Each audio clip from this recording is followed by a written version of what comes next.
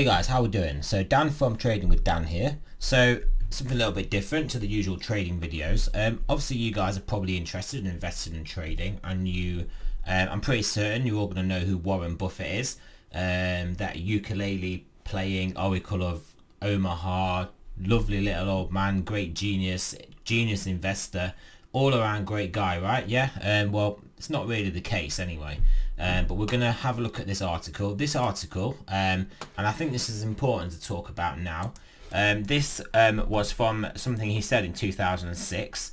And yeah, so we're just going to have a quick look over it. So yeah, not long ago I had the pleasure of a lengthy meeting with one of the smartest men on the planet. I mean, I don't think he's the smartest man on the planet, or even one of them.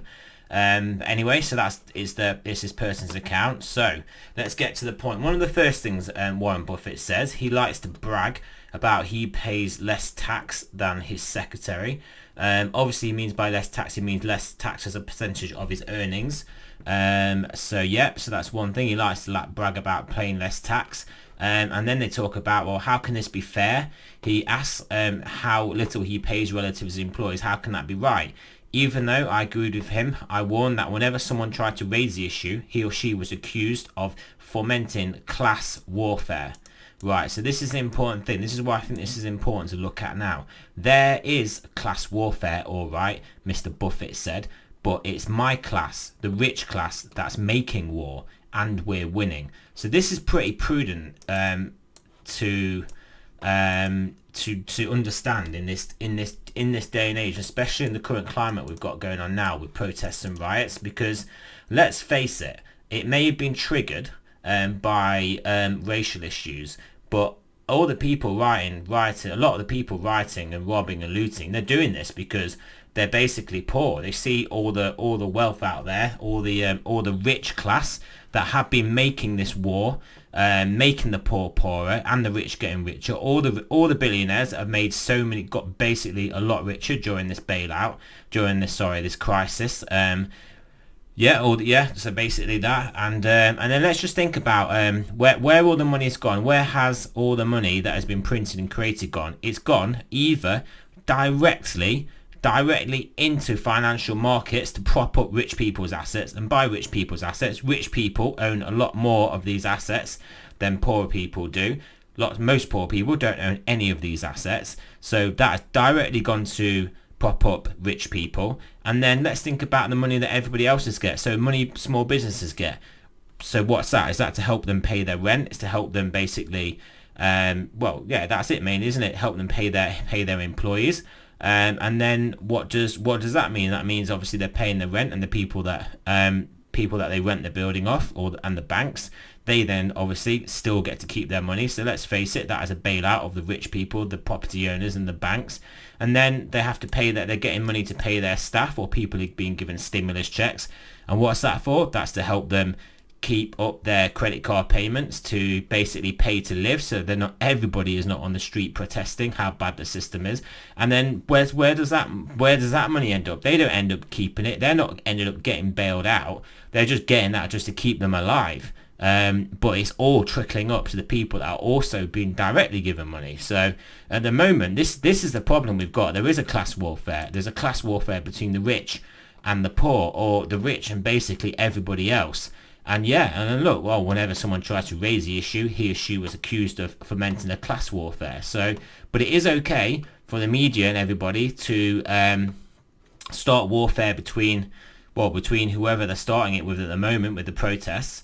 But obviously we don't ever want to bring up the issue of the fact Jerome Powell is printing loads of money to give to his buddies on Wall Street, his private equity friends, bailing out the junk bonds that they bought, bailing out the businesses that they bought, bailing out the banks. And then Warren Buffett as well. On a side note, Warren Buffett decided he was going to dump all his airline stocks because they weren't getting a government bailout. But when the banks in 2008 got a government bailout, Warren Buffett was happy to invest in them because they were getting given free money by the government. But yeah, so he's not this guy, this nice investor, ethical guy that everyone talks about. He's a guy that laughs about paying less taxes. He says he's part of the winning rich class, and they are making the war.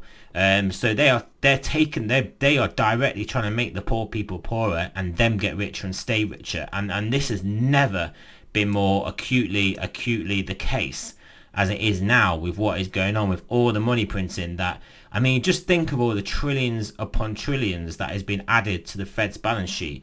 I mean, if that was given to basically to the people, they would all be fine. But I mean, the money just goes nowhere, doesn't it? It goes to basically into to keep basically billionaires.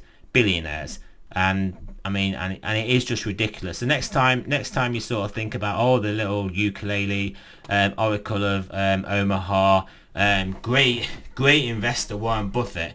Yeah, just remember this is the real Warren Buffett. He's part of the 1%. He wants to keep the system the way it is. He wants to keep everybody oppressed and poor. He wants the rich to keep getting richer, just the same as all the people that are benefiting from this in the system. And that is why people are stealing and robbing shops, because they're in a system where they know they can't get the things that they can just go and take, and they know that the rich people are just taking everything they want from society. When the currency gets debased and people get given basically free money through the basically from the central banks, it's known as the Cantillon effect. The people that get the money first have the most purchasing power of it, because it's not then percolated through the system to dilute the actual purchasing power of that currency. So all that they're really doing is they're giving themselves nice fresh currency, and then by the time anybody down the food stream gets any, and not that most of it even makes it down the food stream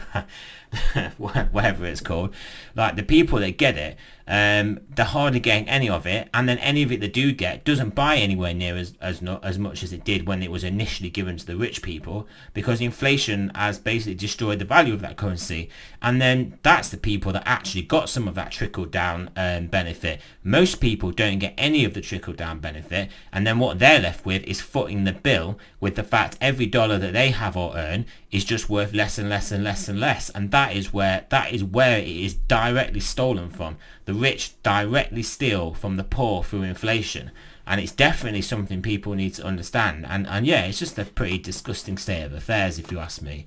But anyway, so yeah, thanks for listening to my rant, guys, about Warren Buffett. But he's just one of them. They're all the same.